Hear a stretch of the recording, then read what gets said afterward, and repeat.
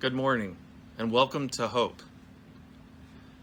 While many in our current pandemic have been able to survive with relatively little challenge, with the greatest struggles being how to get toilet paper and a haircut, many around our country struggle due to levels of overlying oppression and injustice that are present in their everyday life.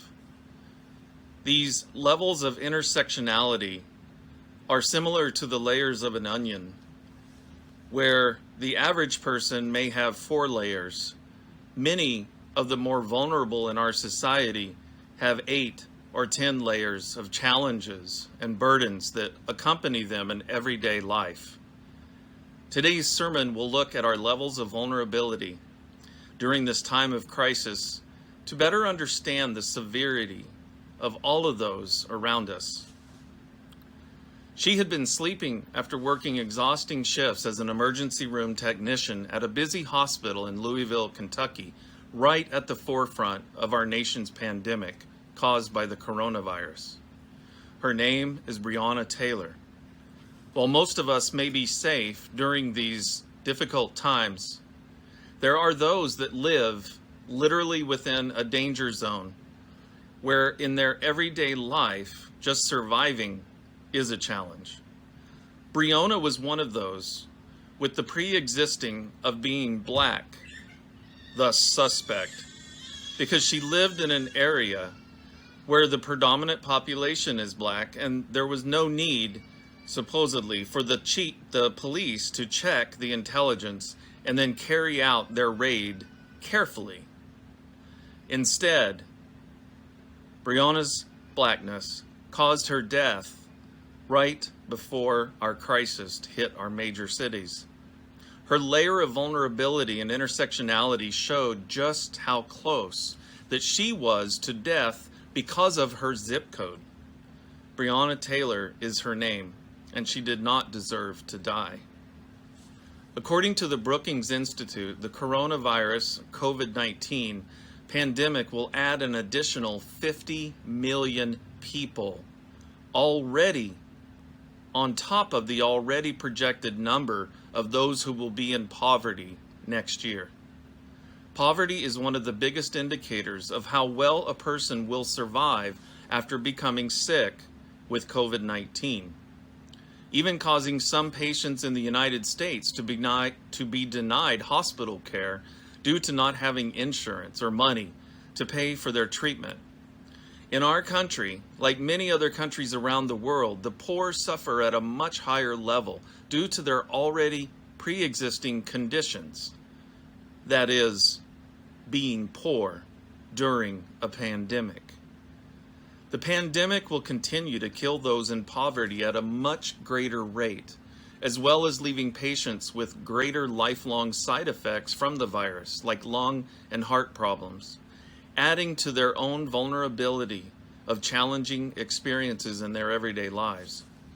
The poor are already at a breaking point on a daily basis, thus creating the perfect storm for this virus to take so many within this vulnerable population.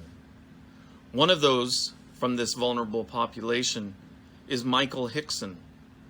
Michael is from Austin, Texas, and he was denied food and adequate treatment while he was being treated in the hospital for COVID-19. He's also disabled and Black.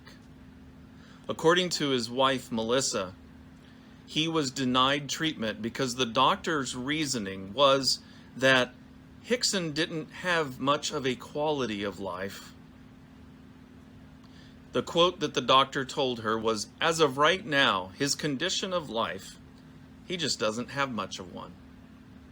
Michael had been paralyzed after suffering a heart attack in 2017. Due to his disability, his lack of money, status in society, his lack of privilege, due to his lack of money, and because his wife believes him being Black. Those are the intersectionality levels that challenged him and added to his inability to survive during this pandemic. Michael Hickson is his name, and he did not deserve to die. COVID-19 hit the Navajo Nation in much the same way that it hit and spread throughout our nation's other communities. It was through church services attended by outsiders to the reservation and tourists coming through the many scenic destinations scattered all over the Navajo Nation, and also the plethora of border towns who receive regular traffic from the reservation for supplies. Once the virus was there, the Navajo had a much bigger problem than most communities around the United States. You see, most of the Navajo Nation does not even have running water to regularly wash their hands and slow down the spreading of the virus. Not only do most homes not have running water, but most do not have electricity as well. The Navajo people have a very long history of outright genocide by death, boarding school torture, and to the current neglect of health and sanitation services by our government. The Navajo also have some of the highest cancer rates of any communities around North America due to the exploitation of their lands that contain rich uranium deposits and that have been being dug out and mined for many decades. Not only was the radioactive material mined against the tribe's wishes, but the cancer-causing tailings from those mines have been dumped into their water sources for decades, leaving the tribe with one of the highest cancer rates of any people group in North America. These layers of intersectionality affect the success, or lack thereof, of the tribe being capable of fighting the pandemic. To make matters worse, our own federal government refused to send PPE or medical materials during the highest times of crisis in this pandemic, leaving the Navajo Nation to be grateful for foreign governments stepping in, having to be saved by foreign countries for our own people. The Navajo Nation relied upon others to help them survive this pandemic. Even Miss Navajo succumbed to the virus. Her name is Valentina Blackhorse. She was literally changing her world because of her growing up in poverty and seclusion and having those lack of medical supplies and no sanitation infrastructure. She was also more vulnerable than most of us here today.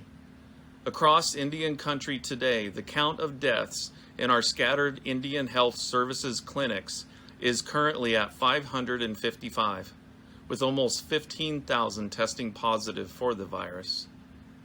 Valentina Blackhorse is her name, and she did not deserve to die. The Centers for Disease Control and Prevention say that nearly half of people between 18 and 29 report feeling symptoms of anxiety or depression during this crisis. That's significantly higher than the rate for both their parents and their grandparents' age gap. Suicide is now the second leading cause of death of people under the age of 35 during the pandemic. Young people are suffering even greater mental health problems during this pandemic, which then gets turned into extra stress due to the looming and traumatic news of the virus and also being secluded. Many who have had to stop their schooling or career trajectory have become depressed due to the lack of future prospects and promises and isolation. One such person who I know personally is a Cherokee young man who just graduated high school during this last spring, with the ever-present pandemic shutting down all of the ceremonial rites of passage that would go with graduation.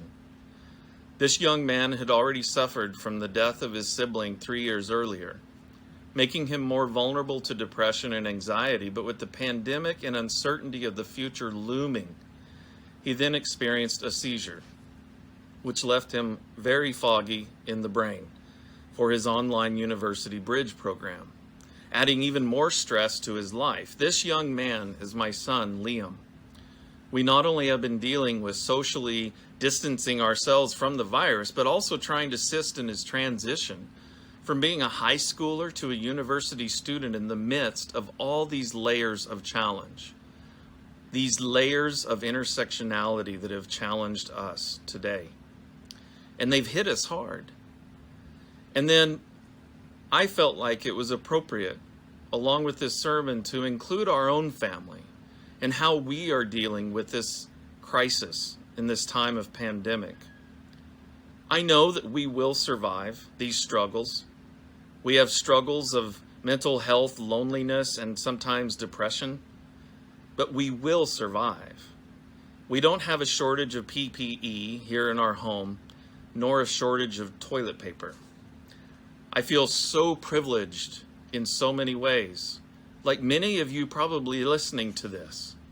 But I also want to acknowledge that much of the reason I feel privileged is because of my own culture and our own people and our families that hold us together, our sacred teachings, and our camaraderie that we feel during a crisis. You see, this is a unique challenge. It's a unique time. We had not experienced a pandemic like this since the Spanish flu. And that's where all of us come into play. That's where we can reach out and actually help each other, maybe just starting with our locus of control, those right within our grasp or our reach. You see, it's in those places that we can make a difference. And even just a simple note of kindness can go a long way. Or for others, it may be something more tangible, like donating to charities who are actually reaching out during this crisis to help those that have these levels of intersectionality that are weighing so heavily against them that their survival is dependent on those of us who can reach out.